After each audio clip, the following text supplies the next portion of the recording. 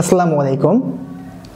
এই যে আমাদের হৃৎপিণ্ড যেটা জন্ম থেকে মৃত্যু পর্যন্ত চলতে থাকে, তো এই যে তার মোটিভেশন সে কোথা থেকে পায় যে তাকে চলতে হবে জন্ম থেকে মৃত্যু পর্যন্ত, এই যে মোটিভেশন, তাকে এই মেসেজ, ইম্পালস, এটা কে দেয়?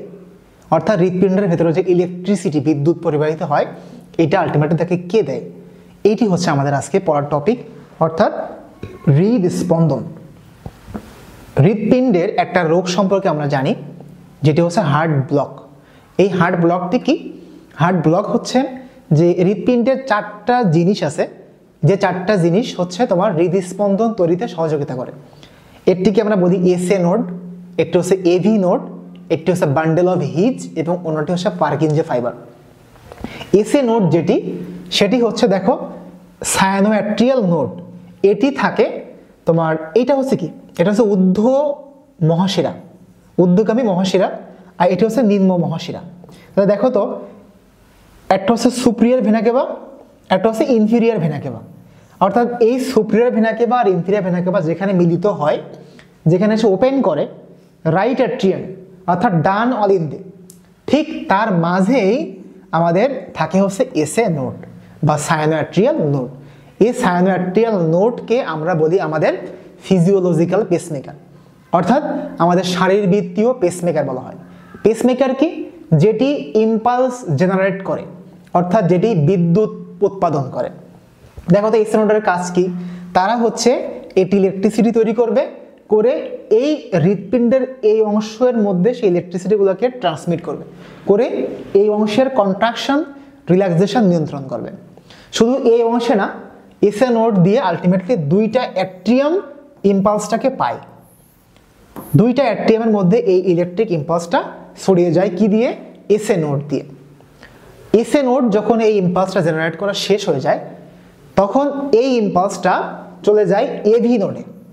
এভি নোড, এভি নোড কি? এভি নোড হচ্ছে অ্যাট্রিও ভেন্ট্রিকুলার নোড, অর্থাৎ অ্যাট্রিয়াম এবং ভেন্ট্রিকল, এগুলোকে আমরা বলি অ্যাট্রিয়াম, এগুলো হচ্ছে আমাদের ভেন্ট্রিকল। সো অ্যাট্রিয়াম আর ভেন্ট্রিকলের মাঝে যে জায়গা এখানে যে থাকবে তাকে আমরা বলবো এভি নোড। এখন এসএ নোড থেকে ইম্পালস এভি নোডে আসবে, এসে তাহলে দেখো যখন ইম্পালসটা এভি নোডে আসছে, তখন কিন্তু সেটি অ্যাট্রিয়াম আর ভেন্ট্রিকলের এই যে মার্জিন, এই বরাবর চলে আসছে। তারপর এই এভি নোড থেকে এরা যাবে bundle of His, bundle of হিজে। বান্ডেল অফ হিজ কি? যারা দুইটা ভেন্ট্রিকলের মাঝে থাকবে, অর্থাৎ দুইটা নিলয়, এটা হচ্ছে ডান নিলয়, এটা হচ্ছে বাম নিলয়। এই দুইটা নিলয়ের মাঝের এই যে সেপ্টাম, অর্থাৎ পৃথকীকরণ যে জায়গাটা, যেটা দুইটা নিলয়কে পৃথক করে রাখছে, এই দুইটার মাঝে থাকবে হচ্ছে তোমার বান্ডেল অফ হিজ। তাহলে দেখো ইম্পালস এখানে তৈরি হয়েছে, হওয়ার পর সেটা এইখানে আসছে, এইখান থেকে এই বান্ডেল অফ হিজ দিয়ে তারা কিন্তু এই দুইটা ভেন্ট্রিকলের মার্জিন বরাবর চলে আসছে। এখন এই মার্জিনে আসার পরে মার্জিন থেকে তারা দুইটা ভেন্ট্রিকলের মধ্যে ইম্পালসকে ছড়াই দিবে, এই যে ছড়াই দিছে। তাহলে এই যে দুইটা ভেন্ট্রিকলের মধ্যে ইম্পালসকে ছড়াই দিল, এইটা যার মাধ্যমে দিবে তাকে আমরা বলবো পার্কিনজে তন্তু বা পার্কিনজে ফাইবার।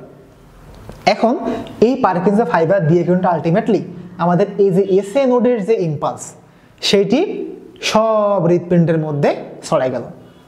এখন কথা হচ্ছে যে আমরা প্রথমে বলছিলাম যে হার্ট ব্লক যে রোগটা, এই রোগটা আলটিমেটলি কি?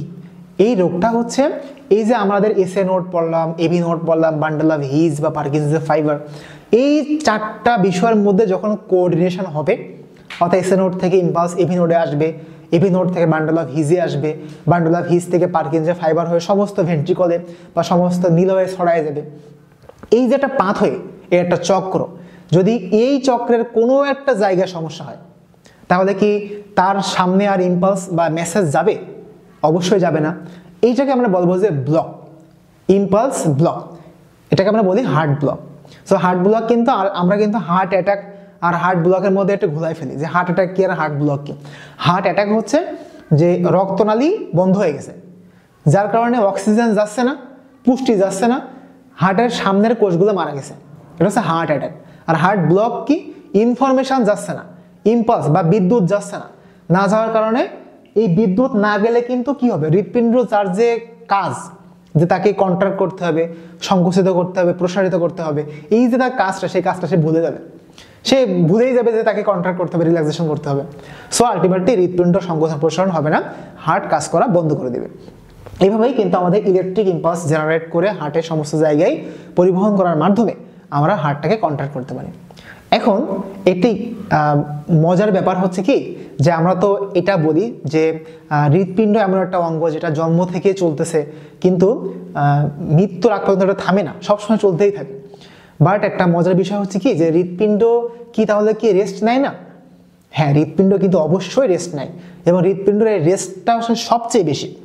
হৃৎপিণ্ড 2টা বিটের মাঝে একবার করে রেস্ট নেয়, মানে যখন একবার হার্ট কন্ট্রাক্ট করে আবার কন্ট্রাক্ট করার মাঝে এই যে সময়টা, এটা হচ্ছে হৃৎপিণ্ডের জন্য রেস্টিং পিরিয়ড।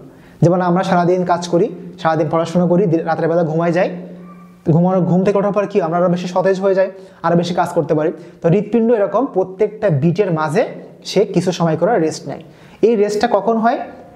যখন দেখো এটা হচ্ছে এসএ নোড আর এটা হচ্ছে এভি নোড, দেখছো এই যে মাঝখানে যে গ্যাপটা, আসলে বিষয়টা এরকম না, বাট তোমাদের বোঝার সুবিধার্থে আমি এভাবে বোঝাচ্ছি যে এসএ নোড থেকে এভি নোডে ইম্পালস যখন আসবে, এই সময়টা, এই যে আসার যতটুকু সময়, রাস্তায় যতটুকু সময় ইম্পালসটা থাকবে, ততক্ষণ সময় কি অ্যাট্রিয়ামও কন্ট্রাক্ট করবে নাকি ভেন্ট্রিকল কন্ট্রাক্ট করবে? রাস্তা যতটুকু সময় লাগবে এই সময়টুকু কিন্তু এই ইম্পালসটা এসএ নোডেরও না, এভি নোডেরও না। অর্থাৎ এসএ নোডের হলে অ্যাট্রিয়াম কন্ট্রাক্ট করে, এভি নোডের হলে ভেন্ট্রিকল কন্ট্রাক্ট করে, কিন্তু এই ইম্পালসটা তো কারণ না, এটা তো রাস্তায় যাতে সময় নষ্ট হচ্ছে। সো এই যতটুকু সময় সে নষ্ট করে, এটা দেখা যায় 0.15 সেকেন্ড। এই 0.15 সেকেন্ড সময় হৃৎপিণ্ড প্রতি বিটের মাঝখানে একবার করে রেস্ট নেয়, এবং এটাকেই বলে দ্য রিফ্র্যাক্টরি পিরিয়ড, মানে রেস্টিং পিরিয়ড অফ হার্ট। হৃৎপিণ্ড প্রতি চক্রে একবার করে রেস্ট নেয়। তো হৃদস্পন্দন সম্পর্কে আজকে এই পর্যন্তই। সবাইকে অসংখ্য ধন্যবাদ।